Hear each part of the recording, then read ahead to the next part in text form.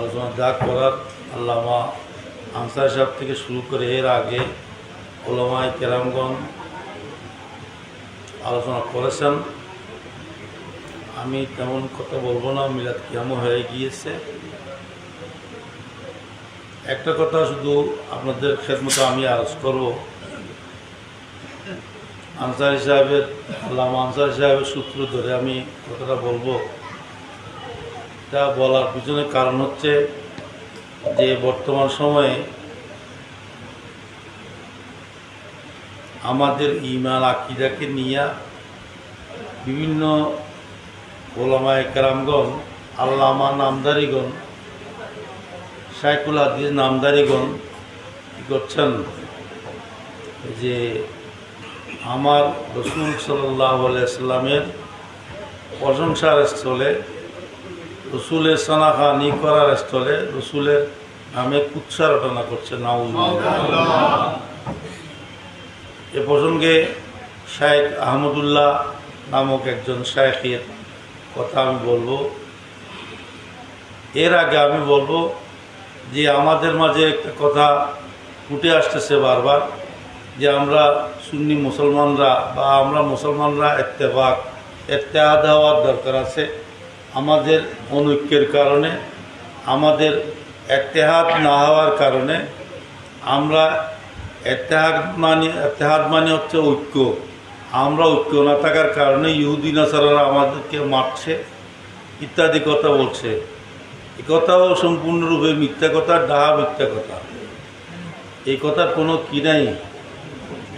মুসলমানদের মধ্যে যে 73 ফেরকা হবে এটা আমার রসুল আগেই বলে গিয়েছেন। এর মধ্যে আহলে সুন্নাত ওয়াল জামাত এই শুধুমাত্র নেজাতপ্রাপ্ত দল, এই কথা আমার রসুল বলে গিয়েছেন। অতএব আমি আজকে 1500 বছর পরে এসে আমরা মুসলমানরা কলমা গোরা যারা কলমা পড়ি তারা সবাই এক হব, এই কথা বলাটা সম্পূর্ণরূপে আমাদেরকে বিভ্রান্তির পথে নিয়ে যাওয়ার নামান্তর।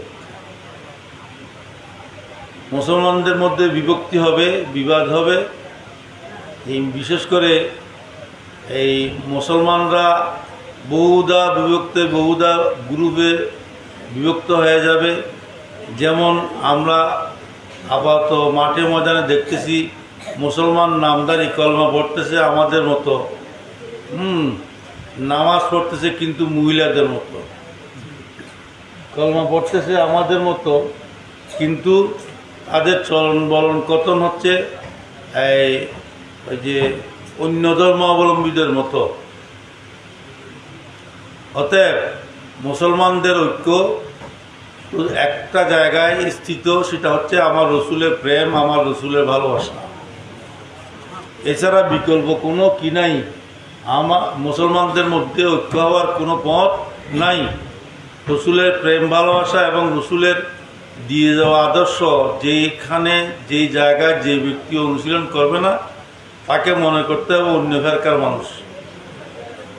হ্যাঁ, তাকে মনে করতে হবে কি শিয়া, কাদিয়ানি, খারজি, রাফিজি, ভাই, আগাই, বিভিন্ন ফেরকার মানুষ মনে করতে হবে। কলমা আমাদের মতো পড়লে শুধু সে মুসলমান হয়ে যাবে না, কলমা আমাদের মতো পড়লে সে মুসলমান হয়ে যাবে না। একটা এটা। দ্বিতীয় নম্বরের কথা হচ্ছে এই আবরণে, মুসলমানদের ঐক্যের আবরণে ইত্তেহাদে কি আদিয়ান, সর্বধর্মীয় ঐক্য এটাও একটা কুফরি মতবাদ। সর্বধর্মীয় ঐক্য এটাও একটা কি কুফরি মতবাদ,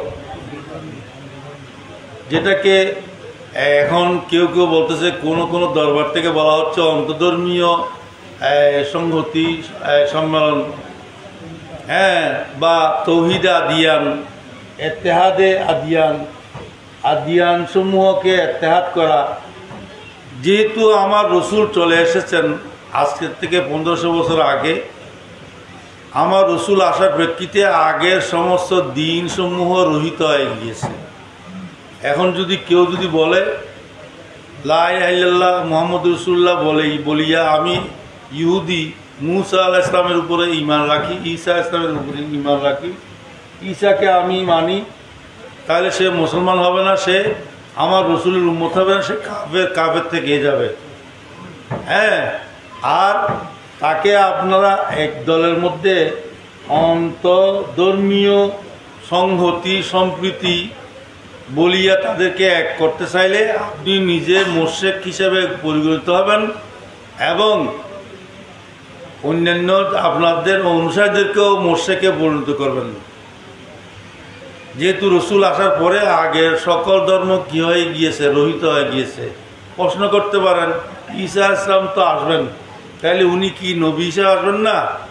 আমি এর উত্তরে বলবো, তিনি নবী হিসেবে এসেছিলেন, নবুয়তের দপ্তরে তার নাম আছে।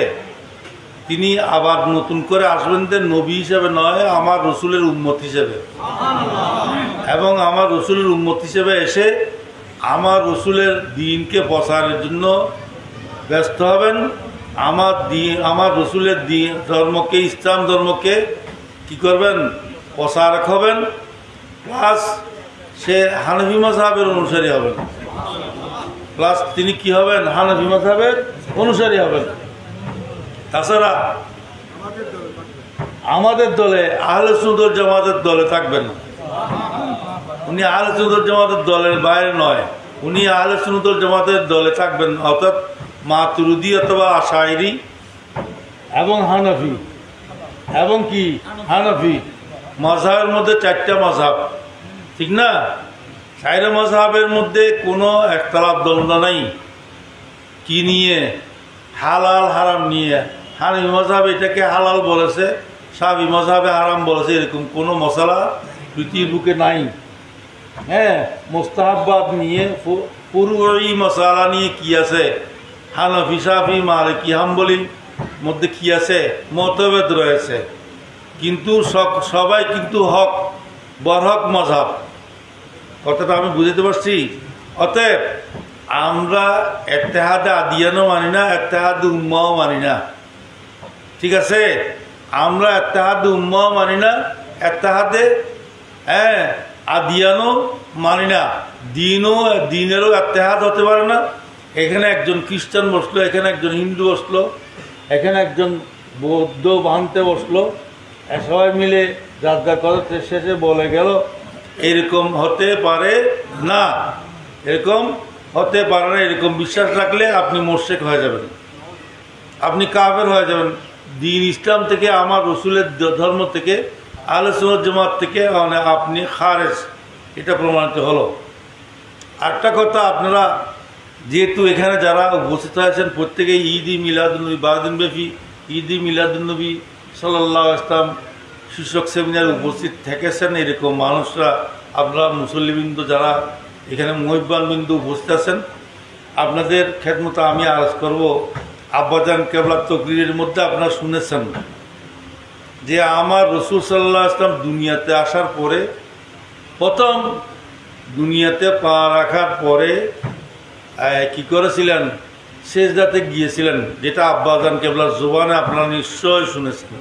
যারা ঈদ ই মিলাদুন্নবী 12 দিনব্যাপী মাহফিলে এসেছেন, আব্বাজানের জুবানে আপনারা শুনেছেন কি যে আব্বাজান বলেছেন, সিরাতে হালাবিয়ার রেফারেন্স দিয়ে, মাওয়াহিবুল দুনিয়ার রেফারেন্স দিয়ে, ইবনে আসাকের রেফারেন্স দিয়ে, এবং এই যে আপনার কি বলা হয় বাইহাকি শরীফের রেফারেন্স দিয়ে, দালাইল নবুয়া আল বাইহাকি শরীফের রেফারেন্স দিয়ে বলেছেন যে আমার রসুল যখন দুনিয়াতে এসেছেন, প্রথম আসার সাথে সাথে আমার রসুল সেজদাতে গিয়েছিলেন এবং বড় করে বলেছিলেন, আল্লাহ ইলাহা ইল্লাল্লাহু ইন্নী রাসূলুল্লাহ, ইন্নী রাসূলুল্লাহ, এরকম বলেছিলেন।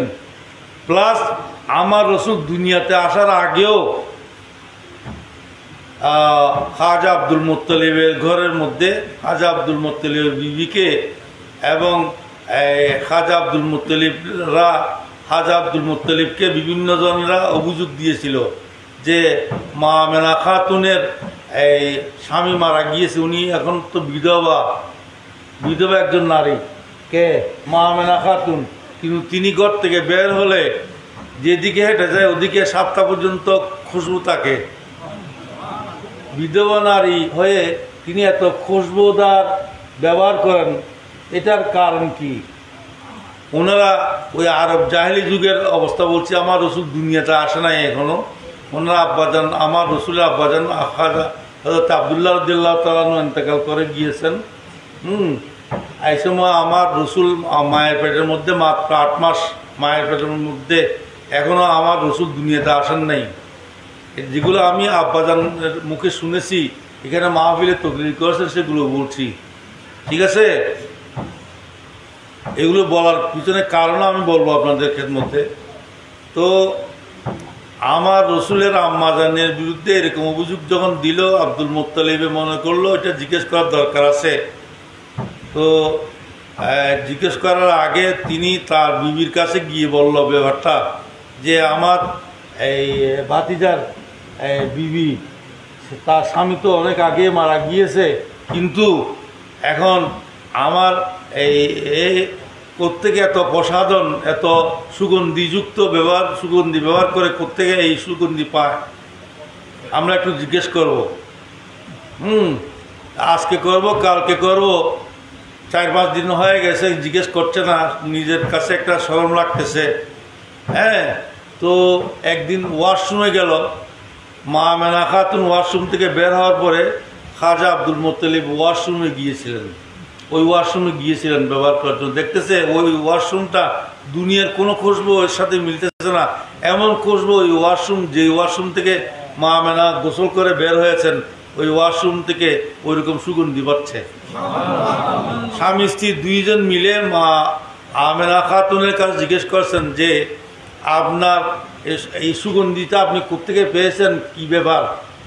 তখন মা আমেনা রাদিয়াল্লাহু তাআলা আনহা বলছেন যে আপনার এই যে কি আমার পেটের মধ্যে এমন একটা সন্তান রয়েছে, যে সন্তানের ব্যাপারে আমার কাছে মা হযরত মরিয়ম এবং আসিয়া এবং মুসা ইসলামের বোন কুলসুম আমাকে কি করেছেন, সুসংবাদ দিয়েছেন, এবং আমার কাছে 12 থেকে 20 জন নবী আসিয়া আমাকে সুসংবাদ দিয়েছেন যে তোমার পেটের মধ্যে নবী আখির জামান আসছেন, তোমার পেটের মধ্যে নবী আখির জামান আসেন।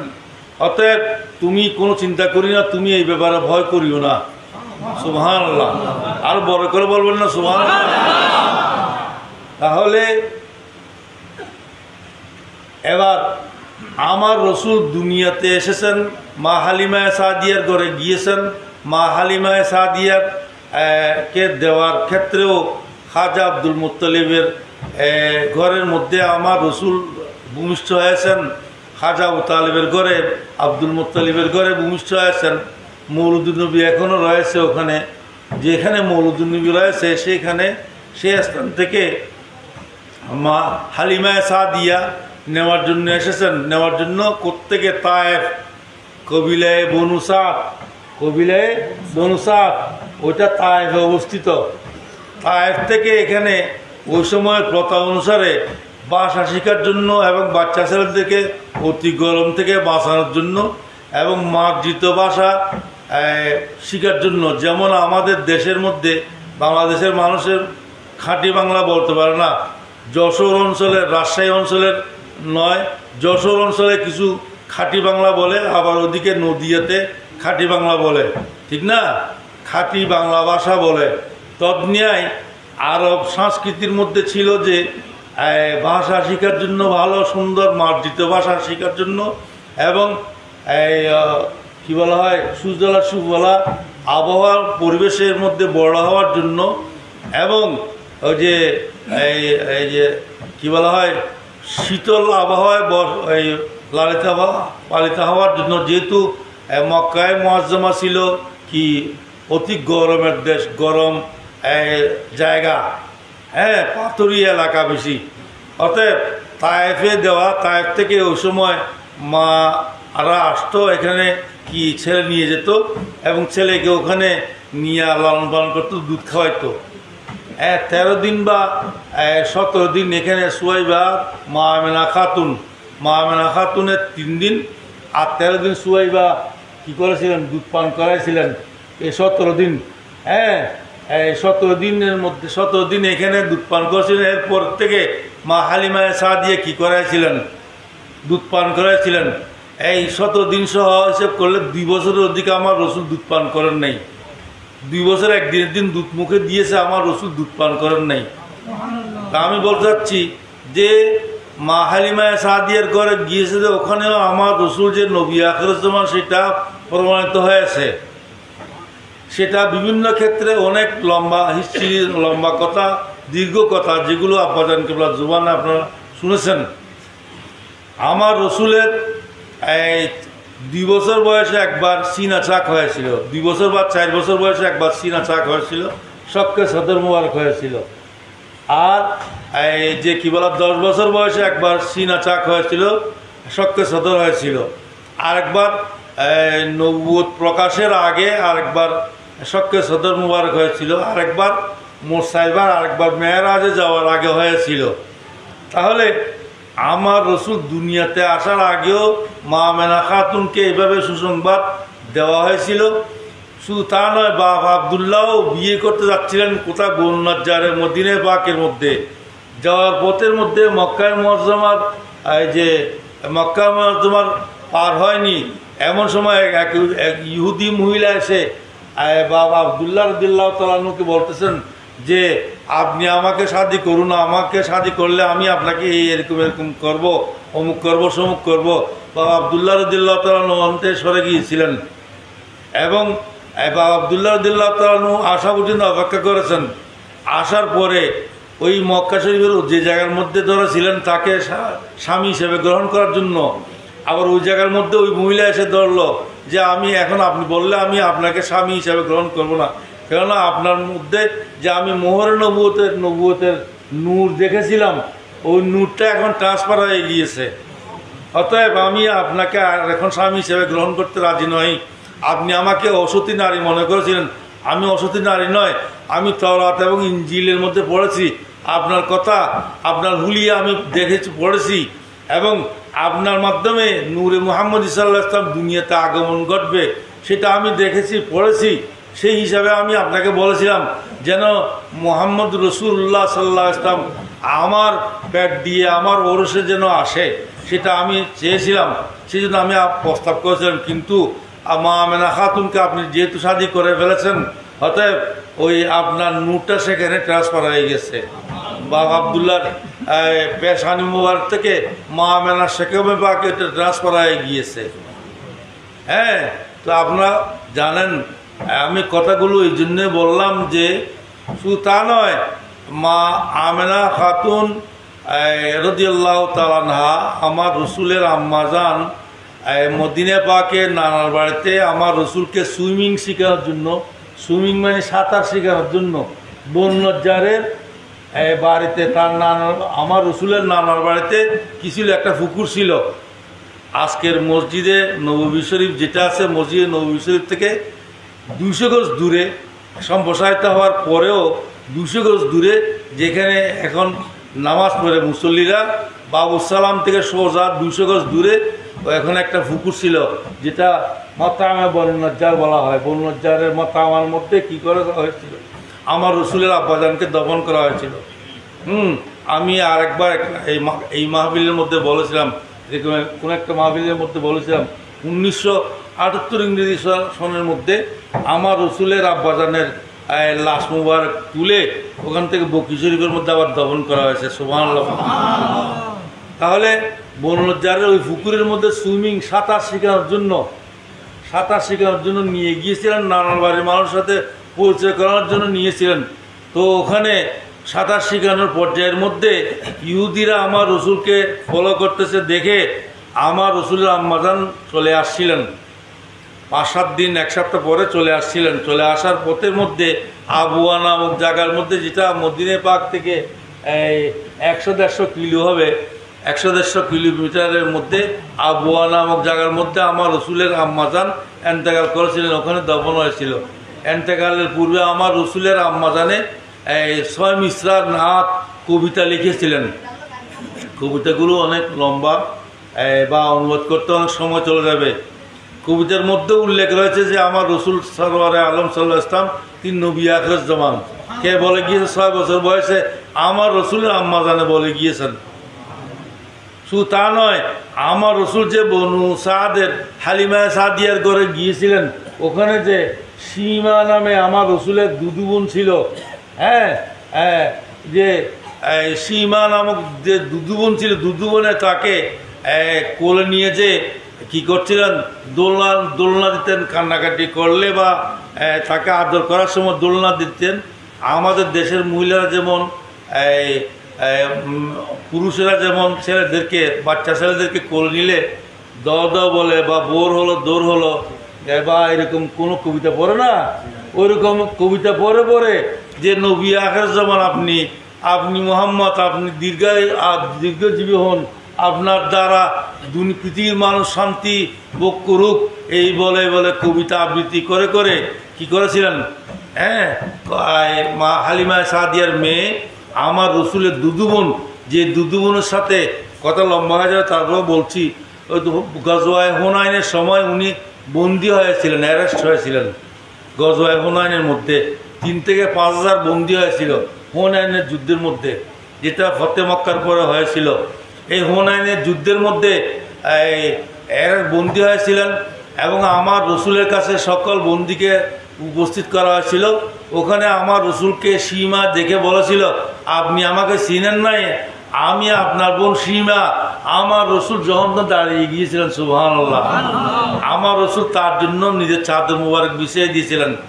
এবং আমার রসুল মর্যাদা তলব করার আগে আমার রসুলকে ওই বোনে বলেছিল যে আপনি আমাকে এখনো চিনতেছেন না, আপনি যে ছোটকালে আপনাকে যে নিয়ে আমি খেলতাম, খেলার মধ্যে যে আপনি যে আমার ফিটে কামড় দিয়েছেন, আমার ফিটে এখনো কামড়ের দাগ রয়ে গিয়েছে, দেখেন না, সুবহানাল্লাহ। আমার রসুল তিনি সহ আরো অনেক বন্দীকে মুক্ত আজাদ করে দিয়েছেন, সুবহানাল্লাহ। এবং এই যে কি বলা হয়, এই গজওয়ায়ে হুনাইনের অনেক লম্বা হিস্ট্রি, অনেক উপটোকন হাদিয়া তোহফা আমার রসুলের দুদু বোনকে দেওয়া হয়েছিল। তা আমার রসুলের দুদু বোনে সেদিন কবিতা আবৃত্তি করে করে আমার রসুলকে 2 বছর বয়সের ভিতরে এই যে কোলে নিয়ে কি করছেন, দোলনা দিচ্ছেন। তা আমার রসুলের দুদু বোনও তো জানে যে ইনি নবী আখরুজ্জামান, ইনি রসুল। আমার রসুল সেজদায় পরে প্রথম দুনিয়াতে আসার পরে বলেছেন, ইন্নী রসুল্লাহ, আমি আল্লাহ রসুল।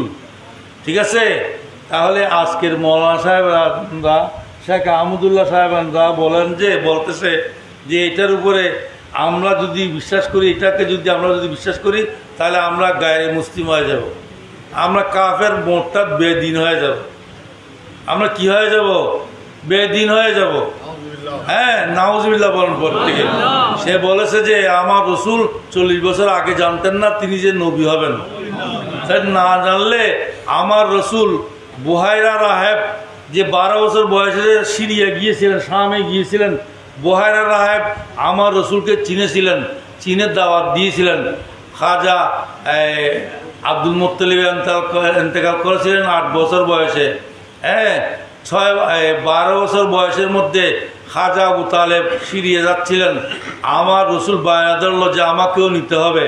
তো বায়না ধরছে, যেহেতু নিয়েছেন সাথে করে, বুহাইরা রাহেব সিরিয়ার পথের মধ্যে, বুহাইরা রাহেব সিরিয়ার মধ্যে কি বুহাইরা রাহেব তাকে ধরে দেখে সকল মুসাফিরদেরকে খাজা আবু তালেব এবং তার সব সঙ্গীদেরকে দাওয়াত দিল যে আজকে আমার এখানে খানা খাইতে হইব। তো তারা কি করলো, বাচ্চা ছেলে হিসেবে মুহাম্মদ সাল্লাল্লাহু আলাইহি সাল্লামকে নিয়ে যান নাই, নিয়ে গিয়েছে তারা, অন্য বয়স্করা গিয়েছেন। আমার রসুলকে ওখানে মালগুলোর ওখানে বসাই গিয়েছেন। বুহাইরা রাহেবের খানার টেবিলে বসার পরে বুহাইরা রাহেব বারবার দেখতেছে, যাকে উপলক্ষ করে আমি দাওয়াত দিয়েছি সে তো আসে নাই। হ্যাঁ, এদেরকে জিজ্ঞেস করলো, আমি তো তোমাদেরকে দাওয়াত দিয়েছি, তোমাদের মাঝে একজন বাচ্চা ছেলে ছিল, ওকে উদ্দেশ্য করে না আমি দাওয়াত দিয়েছিলাম। হ্যাঁ, ওকে আনো না কেন, ও কোথায়? কথাটা খেয়াল করবেন। তা তারা বললো, সে বাচ্চা মানুষ, আমাদের মুসলমানগুলো দেখার জন্য আমরা তাকে ওখানে রেখে আসছি। তাইলে ওখানে গিয়া আমার রসুলকে আবার তাদের বুহাইরা রাহেবের নির্দেশে তারা আবার আমার রসুলকে নিয়ে যেতে ওখানে খানার টেবিল নিয়ে যেতে বাধ্য হয়েছিল। এক দ্বিতীয়ত বুহাইরা রাহেব খানা খাওয়ানোর পরে বলেছিলেন যে তাকে আপনারা সিরিয়া নিয়ে যাবেন না, আপনারা তাকে কোথায় পাঠাই দেন। আমি কথাগুলো যা বলছি তা আব্বাজান কিবলা যা ওয়াজ করছিল সেই ওয়াজগুলো আমি হুবহু নকল করছি সেই কথাগুলো আমি হুবহু নকল করছি এবং ওই যে শেখ আহমদুল্লাহর কথার জবাব দিচ্ছি দিই। বুহাইরা রাহেব আমার রসুলকে সেদিন কি করেছিলেন, পাঠিয়ে দিয়েছিলেন মক্কা শরীফ, সিরিয়া যাইতে দেয়নি। আমার রসুল সিদ্দিক আকবর রাদিয়াল্লাহু তাআলা সহ সেদিন আবার মক্কা শরীফ প্রত্যাগমন করেছিলেন। এরপরে ও যদি না জানে আমার রসুল যে নবী হবে সেটা বলাটা কি হবে আপনারাই বিচার করতে পারেন। আদম মাটি পানির মধ্যে ছিল, ওটা তো আমার রসুলের মুখের ভাষা, কিন্তু ওটা তো নবুয়ত জুহুরে নবুয়তের পরের কথা। আমি এগুলো যেগুলো বললাম এগুলো জুহুরে নবুয়তের আগের কথা, অর্থাৎ 40 বছর বয়সের আগের কথা। এবার আসুন 25 বছর বয়সের মধ্যে আমার রসুল মা খাদিজাতুল কুবরা রাদিয়াল্লাহু তাআলা আনহাকে শাদী করেছিলেন। 31 বা 32 বছর বয়সের মধ্যে আমার রসুল খাদিজাতুল কুবরা রাদিয়াল্লাহু তাআলা সিইও হিসেবে, সিইও মানে চিফ সেক্রেটারি, সিইও মানে কি চিফ সেক্রেটারি, সিইও হিসেবে যে কোনো একটা কোম্পানির সিইও থাকে ঠিক না, আমার রসুল মা খাদিজার সিইও হিসেবে, চিফ সেক্রেটারি হিসেবে, তার ব্যবসার সিইও হিসেবে আমার রসুল সিরিয়া যাচ্ছেন। তাও ওই গিজার মধ্যে গিয়ে পৌঁছলো, এক মরা গাছের পাশে গিয়ে পৌঁছেছিল বা জীবিত গাছের পাশে গিয়ে আমার রসুল কিছুক্ষণ আরাম করছে। হ্যাঁ, বুহাইরা রাহেব নস্তুরা রাহেব ওখানে এসেছিল কে, নস্তুরা রাহেব 12 বছর বয়সে ছিল বুহাইরা রাহেব, আর 31 বা 32 বছর বয়সে এসেছিলেন নস্তুরা রাহেব। ওই গাছতলে ঘুমানো ব্যক্তিকে আসিয়া একটা বই হাতে নিয়ে এরকম করে দেখতেছে, এইভাবে দেখতেছে। হ্যাঁ, তার সাথে যাওয়া আমার রসুল যাদেরকে সাথে নিয়ে গিয়েছিলেন, খদিজার ম্যানেজার বা কর্মচারী হাজার যারা ছিল, তারা এসে এখানে করলো যে আপনি এরকম করতেছেন কেন। এর মধ্যে একজনে চিনে, তাকে নস্তুরা রাহেবকে চিনে। নস্তুরা রাহেব বলল যে তুমি এরকম করতেছো কেন। নস্তুরা রাহেবকে যখন জিজ্ঞেস করলো, নস্তুরা রাহেব বলছে যে আমি এরকম করতেছি, আমি তার হুলিয়াটা দেখতেছি, তার অবয়ব, জাহেরি অবয়ব দেখতেছি, তোমরা যদি অনুমতি দাও তাহলে আমি একটু দেখব, তার পিঠে একটু মোর নবুয়তটা আমি দেখতে চাই, এরপরে আমি ছেড়ে দেব।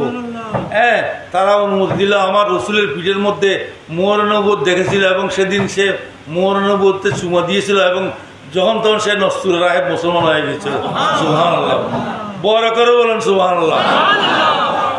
তাহলে নস্তুরা রাহেব মুসলমান হচ্ছে, আমার রসুলের বয়স ওই সময় 30 বা 31 বা 32 বছর। হ্যাঁ, তাহলে ওই সময় জুহুরে নবুয়ত হয়নি, এখনো কি বাকি আছে?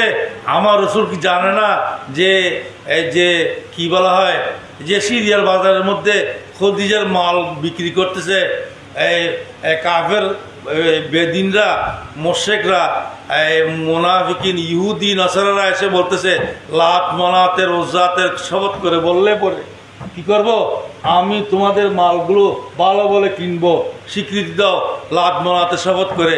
আমার রসুল যখন তখন বলতেছে আমি কখনো লাত মনাতের শপথ করে মাল বিক্রি করবো না, আমার আল্লাহ হচ্ছে, আমার প্রভু হচ্ছে কে, আল্লাহ জাল্লা জালালু, আমার প্রভু কে, আল্লাহ, আমি এক আল্লাহতে বিশ্বাসী, অতএব আমি তোমাদের কাছে মাল বিক্রি করব না। কিন্তু দেখা গেল আমার রসুলের মাল সর্বাগ্রে সবার আগে বিক্রি হয়ে গেছে। সুবহানাল্লাহ। তাহলে বাজারেও হয়ে গিয়েছে। এগুলো 40 বছর আগের ঘটনাগুলো। হ্যাঁ, এরকম বলতে গেলে সারাদিন সারা জনম্বর বললেও শেষ হবে না। আমার রসুলের নবুয়তে জুহুর হয়েছে। হ্যাঁ, কাবাঘর নির্মাণের ব্যাপারে বললেও ওইটা অনেক লম্বা হিস্ট্রি হয়ে যাবে। হ্যাঁ, কাবাঘরের হাজের আসওয়াদ রাখা সংক্রান্ত বিষয়ে বললেও ওটা অনেক লম্বা হিস্ট্রি হয়ে যাবে। এগুলো সব জুহুর 35 বছর বয়সের মধ্যে হাজের আসওয়াদ রাখার বিষয়টা আসছে। তাহলে ওই সময়েও তো আমার রসুল জানতেন না নাকি, যারা মাহমুদুল্লাহ সাহেব, আমি আহমদুল্লাহ সাহেবের পক্ষে যারা সাহাবায়ে গান তাদের জন্য বলছি এবং তাদের উদ্দেশ্যে বলছি, এগুলো সব কুফরি মতবাদ, ইহুদি নাসারাদের মতবাদ। এগুলো ইহুদি এজেন্ট। এদেশের মধ্যে এরকম কিছু তৌহিদে আদিয়ান বলনেওয়ালা, ইত্তেহাদি উম্মাহ বলনেওয়ালা এবং রসুল 40 বছর আগে নবী হবেন সেটা জানতেন না, এটা বলনেওয়ালা মানুষ এই দেশের মধ্যে বিদেশি এজেন্ট হয়ে ওইরকম মুজাদ্দিস, কেউ মুজাদ্দিস সেজে আসবেন, কেউ মিনহাজি সেজে আসবেন, হ্যাঁ, কেউ কিংবা অন্তধর্মীয় সংগতি বলে আসবেন। আপনাদের থেকে হুঁশিয়ার থাকবেন, এটা সাবধান থাকবেন। আপনারা সাবধান থাকবেন যে আমার রসুল যে নবী হবেন সেটা আমার রসুলের পিতা আব্দুল্লাহ জানতেন।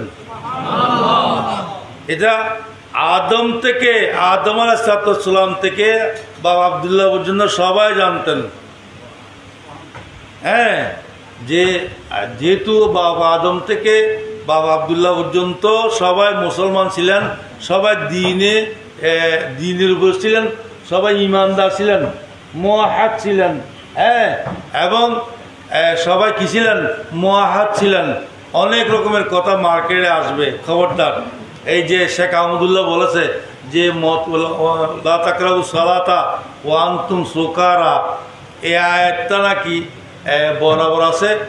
মদ খাইতে পারবেন, তবে মদ খেয়ে নামাজ পড়তে পারবেন না, নামাজ নেশাগ্রস্ত অবস্থায় নামাজ পড়তে পারবেন না, এই আয়াতের মধ্যে বলেছে। অথচ আয়াতের হুকুমটা মনসুখ হয়ে গেছে, আয়াতের হুকুম রহিত হয়ে গিয়েছে। আয়াতের হুকুম কি হয়ে গিয়েছে? রহিত হয়ে গিয়েছে। হ্যাঁ, আয়াতের হুকুমটা কি হয়ে গিয়েছে? এগুলো প্রাইমারি যুগের কথা, প্রাথমিক জমানার কথা, ইসলামের প্রারম্ভিক যুগের কথা। লা তাকরাবু সালাতা ওয়া আনতুম সুকারা। হ্যাঁ, এরপরে আরো আয়াত নাযিল হয়েছে। এরপরে একেবারে মদ, শরাব, জুয়া এগুলো সব কিছু কি হয়ে গেছে? ইন্নামা হাররামা আলাইকুল মাইতাতা ওয়াদ-দামা, হ্যাঁ, ওয়ালা হামাল খিনজিরে। হ্যাঁ, না হচ্ছে না। হ্যাঁ, হুররিমাত আলাইকুল মাইতাতু ওয়াদ-দামু ইন্নামাল খামরু ওয়াল মাইসিরু, হ্যাঁ, ওয়াল আনসাবু ওয়াল আজলামু। না, এটা আগের আয়াত, এটা আগের আয়াত। রিজসুম মিন আমালি শয়তান বলেছে যে এটা না, এটার পরেও আয়াত আছে, এটা শরাবের নাম ধরা হয়েছে। অতএব এই আয়াত রহিত হয়ে গেছে। ওই আয়াতের হুকুম এখন কি নাই? বাকি নেই। ওই আয়াতের হুকুম এখন কি নাই? বাকি নেই। কোরআনে মজিদের মধ্যে এরকম 65টি আয়াত রয়েছে, বিভিন্ন বর্ণনাভেদে বিভিন্ন কথা রয়েছে, কিন্তু আমি যতটুকু বলেছি এই কথার মধ্যে 65টি মতো আয়াত রয়েছে, যে আয়াতগুলোর মধ্যে কি, যে আয়াতগুলোর হুকুমগুলো কি হয়ে গিয়েছে? রহিত হয়ে গিয়েছে, তেলাওয়াতটা বাকি রয়েছে।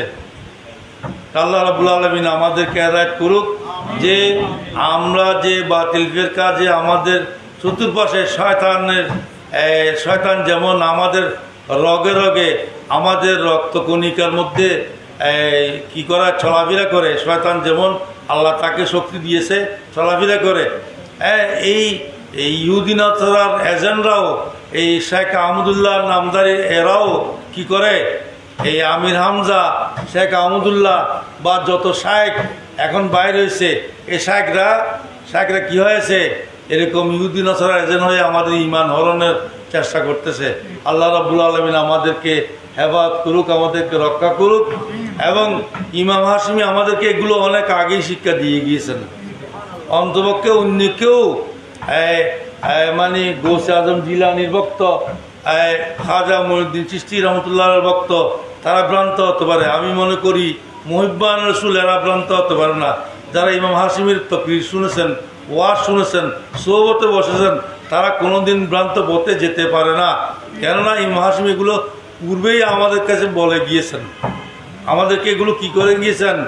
আমাদের ওয়াজ মাহফিলে, বিশেষ করে ঈদ-ই মিলাদুন্নবী ইসলাম মাহফিলের মধ্যে এগুলো আমাদেরকে পুঙ্খানুপুঙ্খানুরূপে বুঝিয়ে গিয়েছেন। আল্লাহ আমাদেরকে হেদায়েত করুক, বাতিল ফিরকার খপ্পর থেকে আমাদেরকে মুক্তি দিন। আমিন। ওয়া আখিরু দাওয়ানা আলহামদুলিল্লাহি রাব্বিল আলামিন।